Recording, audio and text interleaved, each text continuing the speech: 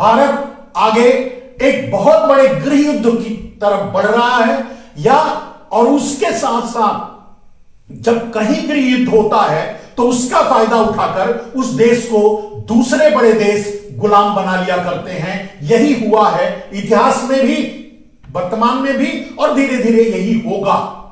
तो कहने का अर्थ यह है कि गृह युद्ध और गुलामी के दलदल में धकेला जा रहा है निजीकरण के जरिए। अब सवाल उठता है, कुछ लोग सवाल कर सकते हैं, निजीकरण तो पूरी दुनिया में हो रहा है, बहुत से देश निजीकरण को अपना रहे हैं। निजीकरण मतलब प्राइवेटाइजेशन, तो बहुत से देश प्राइवेटाइजेशन को अपना रहे हैं, अपना रहे होंगे। तो ऐसा कैसे हो सकता है? अब इसको समझिए मेरे दोस्त, निजीकरण पूरी दुनिया के लिए अभिशाप नहीं है। अलग अलग परिस्थितियों में अलग अलग देशों के लिए अलग अलग निजीकरण का इंपैक्ट होता है, मतलब असर होता है। अलग अलग देश का मतलब क्या हो गया, कैसे? जैसे कुछ देश जो विकसित हैं और उनकी आबादी कम है, उनके लिए निजीकरण फायदेमंद हो सकता है।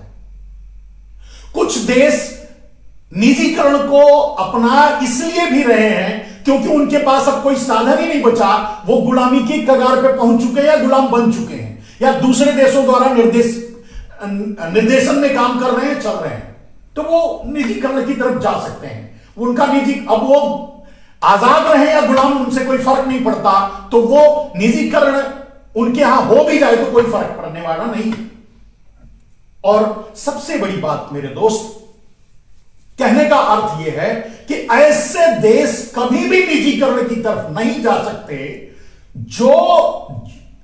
जिस देश की आबादी बहुत बड़ी हो, जैसे भारत जैसा देश। भारत निजीकरण की तरफ कभी नहीं जा सकता, और जब भी निजीकरण की तरफ जाएगा, जो कि जा रहा है, अब तो जा रहा है, नरेंद्र मोदी के नेतृत्व में जा रहा है, लोगों ने नरेंद्र मोदी को मोहरा बनाकर देश को गुलाम बनाना शुरू कर दिए हैं निजीकरण के जरिए। तो निजीकरण का अभिशाप हमें अब खा जाएगा, देश को गृह युद्ध की तरफ धकेल रहा है, और यूं कह सकते हैं नरेंद्र मोदी को मोहरा बना करके धकेल दिया। अब हम आपको वो उस क्लियरिटी को लाते हैं मेरे दोस्त, आपके बीच वो बातें रखते हैं कि निजीकरण कितना घातक है, कम से कम भारत जैसे देश के लिए। निजीकरण दुनिया में कुछ देशों के लिए फायदा, मैंने कहा कि जो पूंजीपति हैं, जो पूंजीवादी देश हैं, जो जिनकी आबादी कम है, वो निजीकरण की तरफ जा सकते हैं, हो सकता है उनको फायदा हो। लेकिन भारत के लिए निजीकरण अभिशाप है, यह मैं कैसे कह रहा हूं, इस बात को आपके सामने मैं रखूंगा। तो समझिए, हम गरीब हैं, भारत गरीब देश नहीं है, लेकिन गरीबी भारत में है। भारत गरीब देश नहीं है, आप ध्यान से सुनिएगा, लेकिन भारत में गरीबी है, और वो परिणाम है निजीकरण का।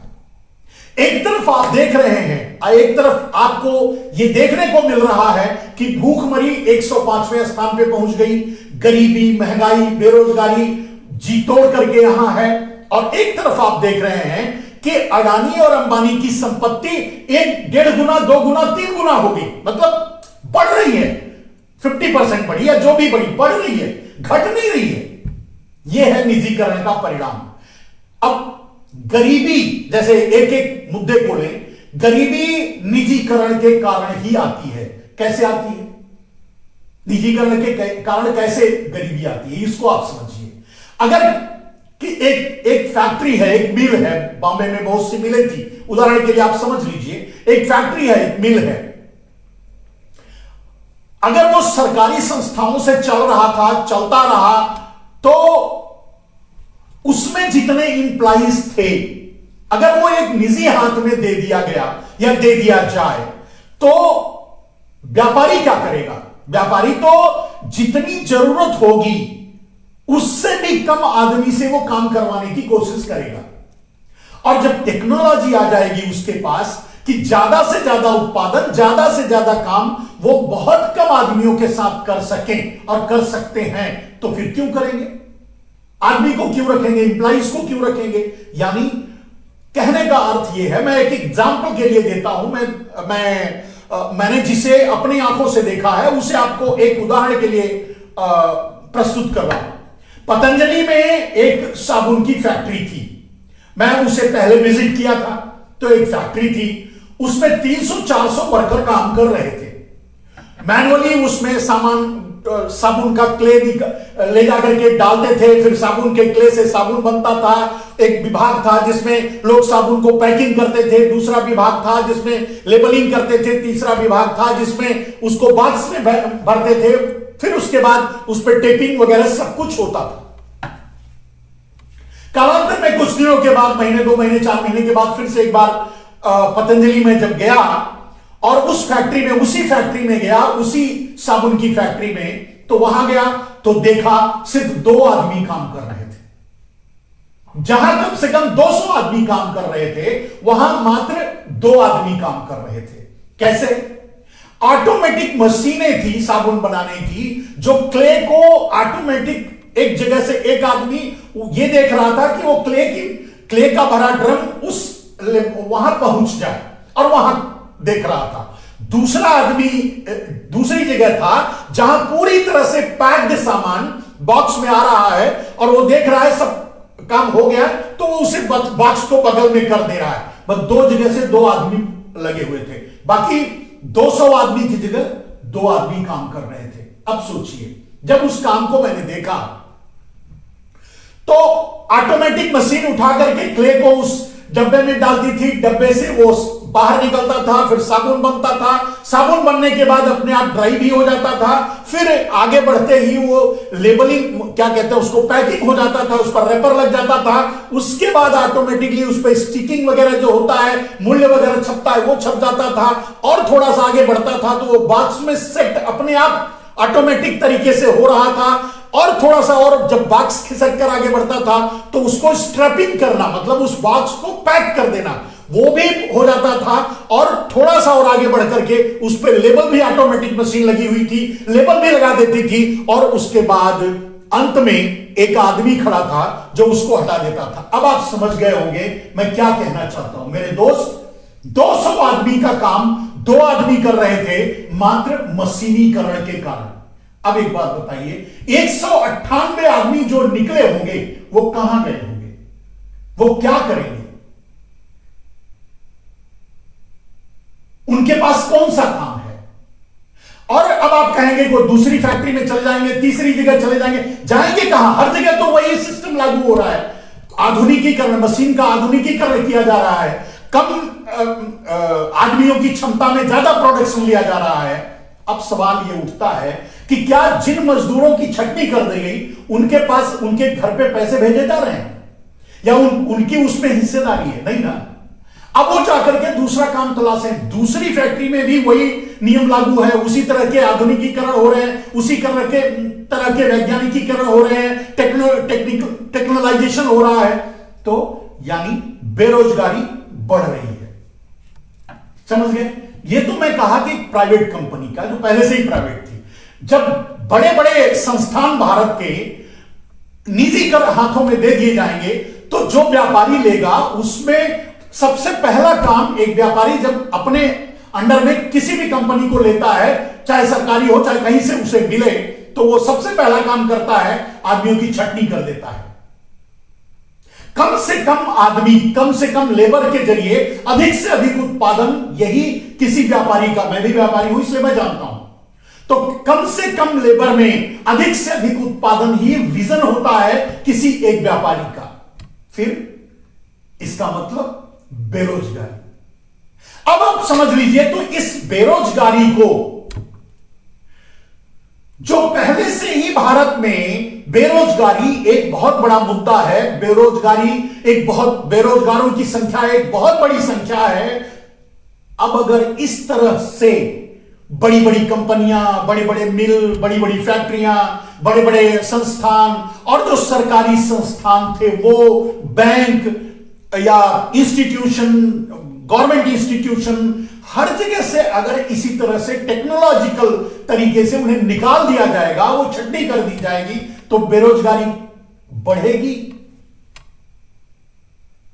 मेरे कहने का अर्थ यह है मेरे दोस्त कि प्राइवेटाइजेशन हमेशा बेरोजगारी को उछाल देता है और भारत में यही हुआ। जहां लोग रोजगार कर रहे थे, जहां लगे हुए थे, जहां काम कर रहे थे, वहां से उनके काम छूट गए। नए इंस्टीट्यूशन नरेंद्र मोदी बनाए नहीं, नया प्रोडक्शन सेक्टर बना नहीं, कहीं उनको काम मिला नहीं, तो बेरोजगारी बढ़ी, जो आज सबसे बड़ी समस्या है। और जब बेरोजगारी बढ़ गई तो गरीबी भी बढ़ गई। जब किसी के हाथ में पैसा नहीं आएगा तो वो गरीबी भी बढ़ेगी, वो कहां से खाएगा, आप खुद समझ लीजिए। तो जब बेरोजगारी बढ़ी तो गरीबी भी बढ़ी, जब गरीबी बढ़ी तो आदमी को जिस भाव में मिलना, मतलब कम से कम भाव में जो मिल रहा था उसमें वो ना खरीद पाने की स्थिति में आ गया। तो अब बढ़े हुए दाम और महंगाई को कैसे झेल पाएगा, तो भूखमरी बढ़ गई। कहने का अर्थ है मेरे दोस्त, जो मैं बताना चाहता हूं, इस प्राइवेटाइजेशन से देश में गरीबी, बेरोजगारी, महंगाई और भूखमरी सब कुछ बढ़ गई। महंगाई क्यों बढ़ गई? अब इसको दूसरे तरह से आप देखिए, महंगाई क्यों बढ़ी? महंगाई इसलिए बढ़ी कि एक आदमी कोई उत्पादन कर रहा है, जब उसको खरीदने वाला नहीं है, प्रोडक्शन कम कर देगा, वो अपना खर्चा चलाने के लिए उसका दाम बढ़ा देगा। महंगाई के दो कारण होते हैं, एक तो कम प्रोडक्शन करके ज्यादा दाम पर लोग बेचते हैं व्यापारी, और दूसरा प्रोडक्शन यानी जो खेतों से निकलता है, अनाज निकलता है, जो भी निकलता है उसको होल्डिंग करते हैं, स्टोरिंग करते हैं और उसका दाम बढ़ा करके लेते हैं। तो गरीबी, बेरोजगारी, महंगाई, भूखमरी सभी का मूल कारण है निजीकरण। और जहां आबादी है, जिस देश की आबादी ज्यादा है, उस देश के लिए तो कम से कम यही स्थिति है। इसीलिए महंगाई, गरीबी, बेरोजगारी, भूखमरी बढ़ी, अब और बढ़ गई। अब नरेंद्र मोदी के समय में बेरोजगारी बढ़ी है, इसको आप इनकार नहीं कर सकते। गरीबी भी बढ़ी है, इसको भी इनकार नहीं कर सकते। महंगाई तो जी तोड़ के बढ़ी है, इसको भी इनकार नहीं कर सकते। भूखमरी बढ़ी है, इसको भी इनकार नहीं कर सकते। तो बढ़ी नरेंद्र मोदी के जमाने में। अब अगर इसको इग्नोर करना चाहते हैं आप, जैसा कि मोदी चाहते हैं कि आप गरीबी, बेरोजगारी, महंगाई, भूखमरी, इन सब पर बात मत करो और इन सब पर सोचना बंद कर दो।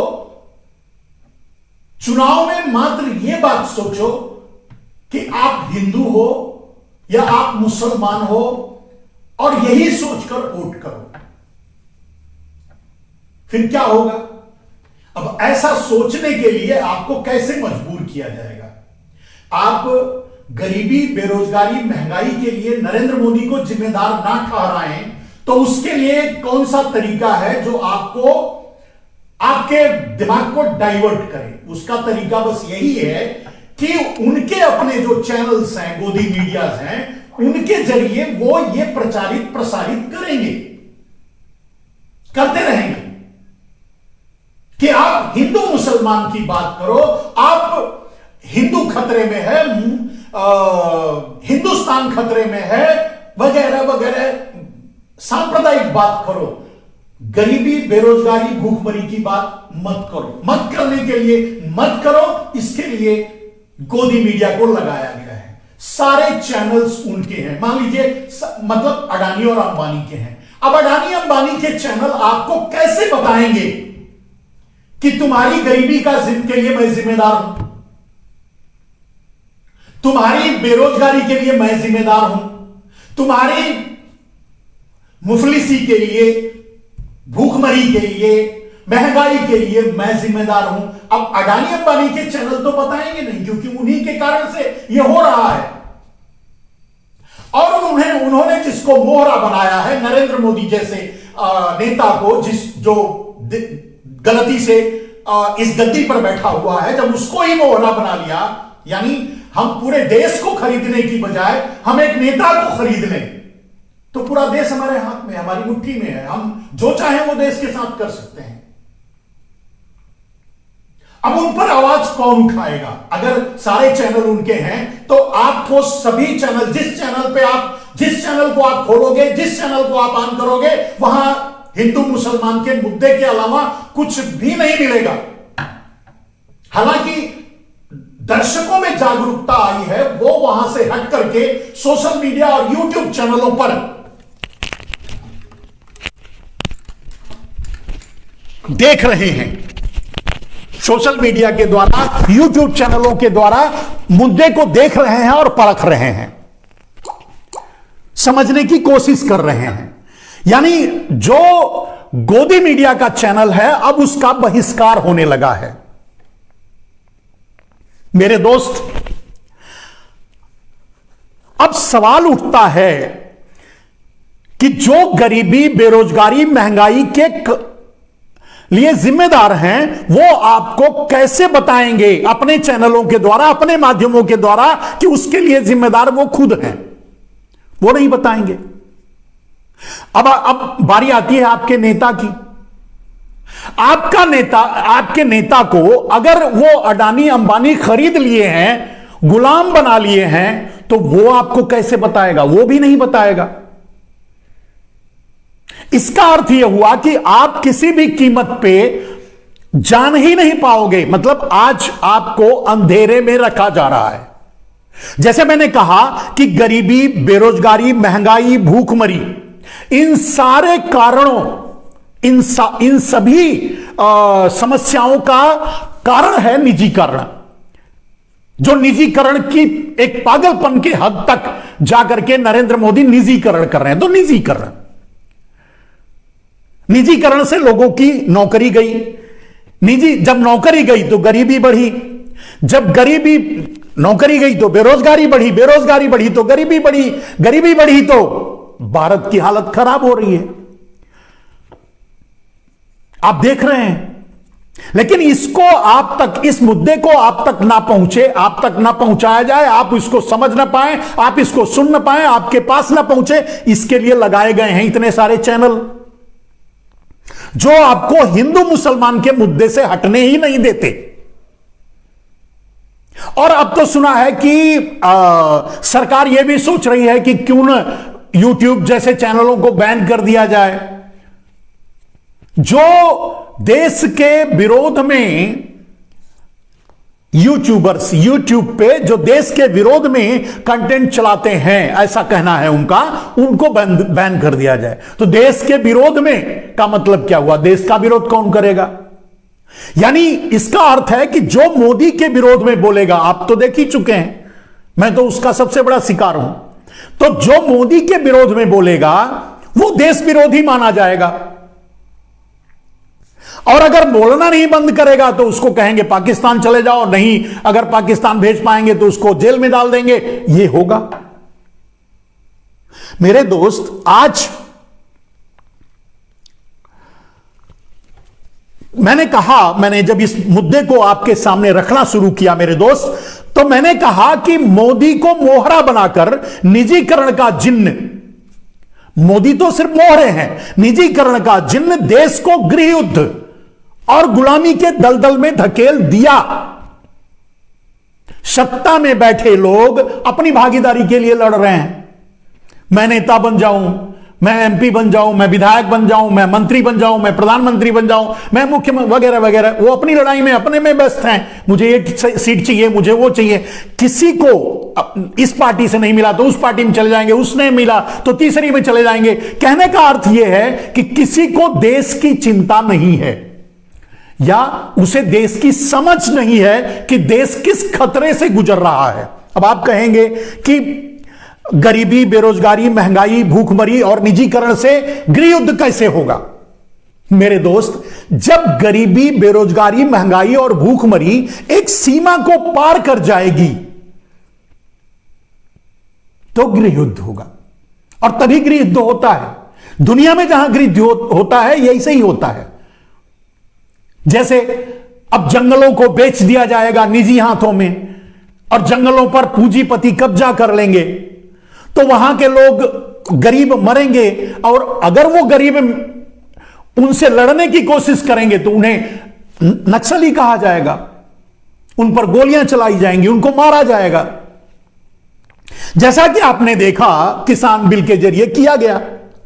किसान बिल को जबरदस्ती थोपने की कोशिश की गई। मात्र ब्लैक मनी जो विदेशों में अभी भी उन्हीं चोरों के हाथों में है, उसको इन्फ्लेट करने के लिए, अंडर से ला करके यहां एडजस्ट करने के लिए पूरे कृषि क्षेत्र को ही अडानी अंबानी जैसे लोगों या पूंजीपतियों या ऐसे लोगों को देने की कोशिश की गई जबरदस्ती। और अगर किसान जब विरोध किए, जब दिल्ली पहुंचे, तो उन पर पानी की बौछारें की गई, गोलियां चलाई गई, पत्थर चलाए गए, क्या नहीं किया गया। लेकिन कहा क्या गया, ये आतंकवादी हैं, ये आंदोलनजीवी हैं, ये खालिस्तानी हैं, ये पाकिस्तानी हैं, ये चीनी हैं, चीन से समर्थित हैं, यहां तक भी कहा गया। आप इस बात को समझिए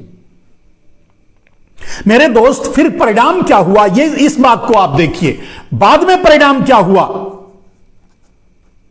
बाद में परिणाम यह हुआ कि देखने के लिए, जब इनकी आपस में मंत्रणा हुई तो देखने के लिए तो इन्होंने किसान बिल वापस ले लिया, लेकिन इनडायरेक्टली लागू कर दिया। कैसे लागू कर दिया? निजीकरण के जरिए। वहां भी निजीकरण हथियार बनाया।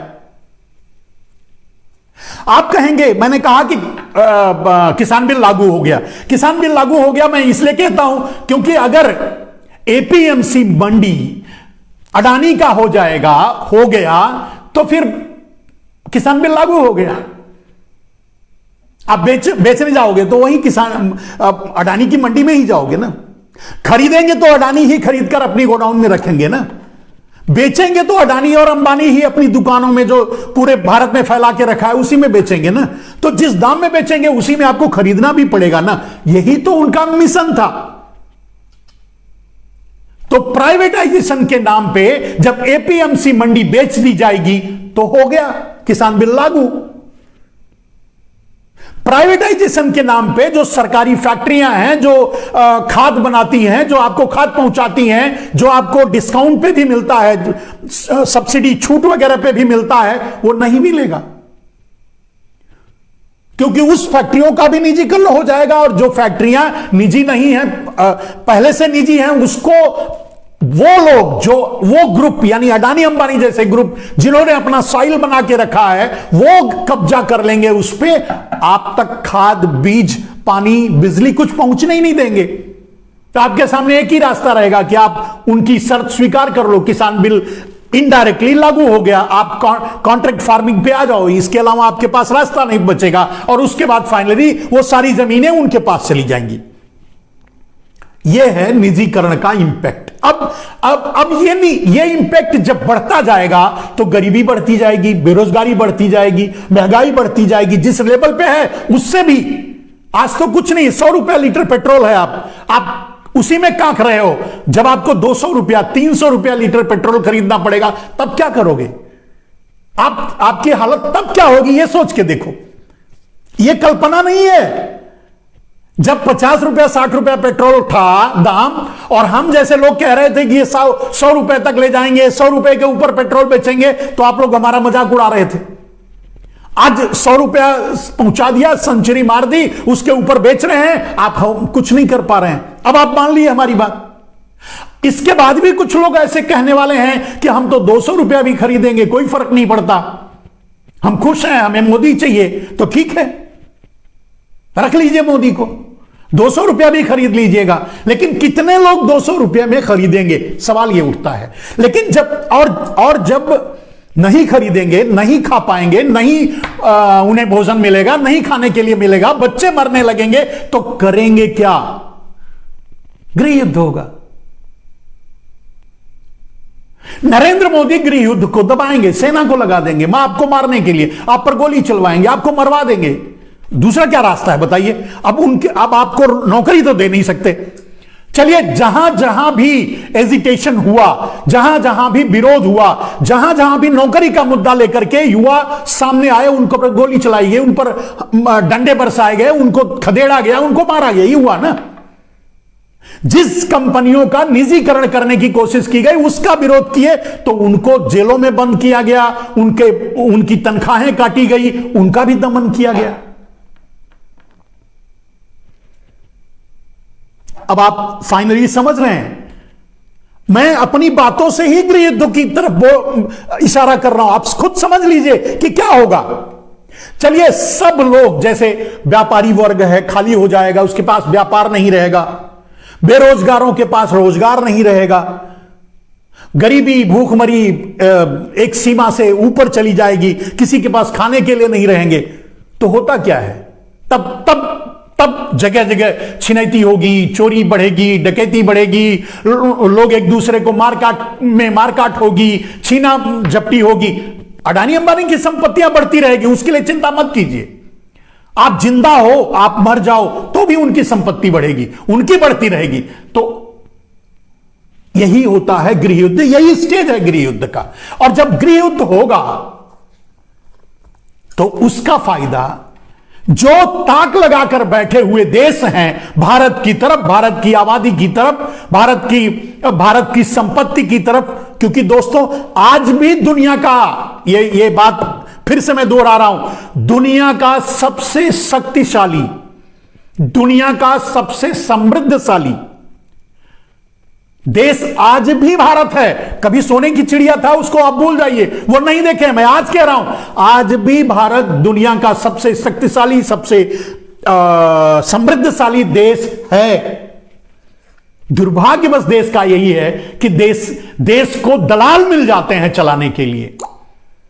देश को खतरा ही दलाल से होता है और दलाल ही आ जाते हैं सत्ता में और दलाल ही चलाने लगते हैं। यह देश की सबसे बड़ी समस्या है और इस समस्या से देश कभी निपट नहीं पाता, क्योंकि वह हमेशा बार बार दलालों के चंगुल में फंस जाता है, उस भ्रम में पड़ जाता है। आज भी वही हुआ, देश दलालों के चंगुल में एक बार फिर फंस गया। आज भी देश को दलाल चला रहे हैं, वही अंग्रेजों के दलाल, वही जो मुगलों की दलाली किया करते थे, जो अंग्रेजों की दलाली किया करते थे, वही आज दुनिया के पूंजीपतियों की दलाली कर रहे हैं। यह सच है। फिर उसी कगार पे आ गए आप। अब आप उसे समझने के लिए तैयार नहीं हो और आपको उस समझने दिया भी नहीं जा रहा है, आपको समझने नहीं दिया जा रहा है। कैसे? आप अपनी गरीबी के बारे में मत सोचो, आप अपनी भूखमरी के बारे में मत सोचो, आप अपनी बेरोजगारी के बारे में मत सोचो। कुछ लोग कहते हैं ना कि मैं बेरोजगार रहूंगा तो भी मोदी को वोट दूंगा, मैं गरीब रहूंगा तब भी मैं खाने बगैर मर जाऊंगा तब भी गरीब मोदी को वोट दूंगा, मैं बिना ऑक्सीजन के मर जाऊंगा तब भी मोदी को वोट दूंगा। जो भी हो रहा है उसके लिए मोदी जिम्मेदार नहीं, मोदी भगवान है, मैं मोदी को वोट दूंगा। राइट, बात खत्म।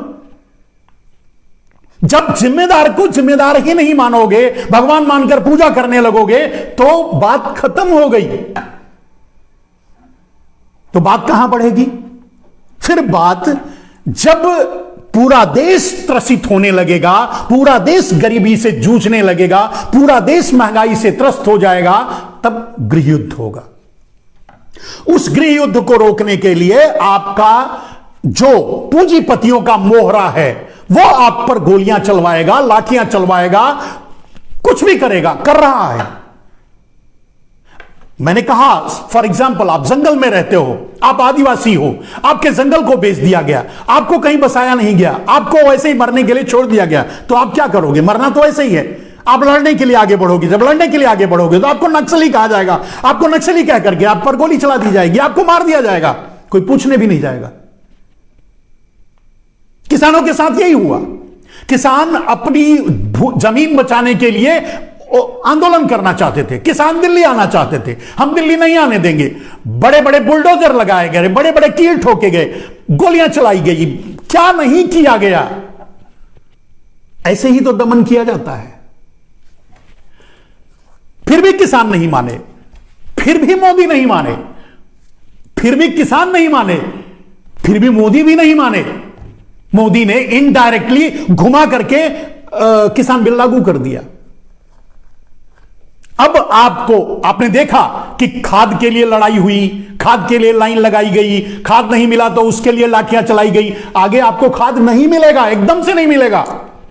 जब आप कॉन्ट्रैक्ट फार्मिंग करोगे तभी मिलेगा, जब आप पूंजीपति से समझौता कर लोगे तभी आपको खाद मिलेगा, तभी आपको बीज मिलेगा, तभी आपको पानी मिलेगा, तभी आपको बिजली मिलेगी, तभी आपको ट्रैक्टर के लिए डीजल मिलेगा। हो गए गुलाम? कोई शंका, कोई बात रह गई ऐसी छूटी जो ये कहे कि नहीं आप उस समय गुलाम नहीं हो? तो आप वही करोगे जो पूंजीपति चाहेगा। आप अनाज पैदा करके बेचने जहां जाओगे वो मंडी अडानी की होगी, यानी एपीएमसी अब बेच देंगे, मतलब फूड कॉरपोरेशन ऑफ इंडिया को अडानी को निजीकरण करने के बहाने उसे अडानी को दे देंगे, अंबानी को दे देंगे, किसी और को दे देंगे, किसी उद्योगपति को दे देंगे, औने पौने दाम में दे देंगे।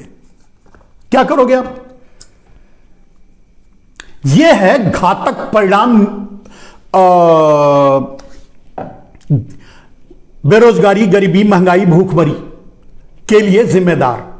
और उसके बाद मैंने कहा कि उसके बाद लोग बाहर निकलेंगे, लोग नहीं खाना, भोजन रहेगा, भूखे तो रहेंगे नहीं, छीन कर खाने की कोशिश करेंगे। जब छीन कर खाने की कोशिश करेंगे, अपना हक मांगेंगे तो उन पर गोली चलाई जाएगी, सरकार चलाएगी। यही तो करती रही है, यही तो होता रहा है। किसान तो अपना ही हक मांग रहे थे ना, किसान मोदी से मांग रहे थे क्या कि मतलब ये जो सेंट्रल विस्टा बना रहे हो उसमें से थोड़ा पैसा हमें दे दो?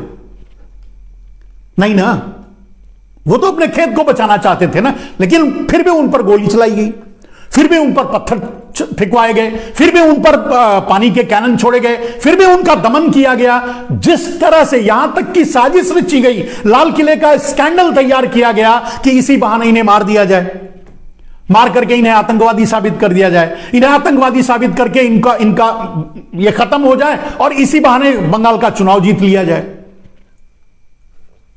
मेरे दोस्त, आज भी आप सावधान रहिए, अभी चुनाव थोड़े दिन बाकी है। मैंने कल परसों ये अपने लाइव में ये बताया था कि सिलसिलेवार डेट वाइज रिकॉर्ड के अनुसार रिकॉर्ड प्रस्तुत करके आप भी देख सकते हैं कि जितनी बार भी चुनाव हुए हैं उसके 3 से 6 महीने के बीच कोई ना कोई बड़ी आतंकवादी घटना हुई। तो कल भी हो सकती है, हो जाए तो कोई, अभी 2 महीने, 1 महीना बाकी है चुनाव में।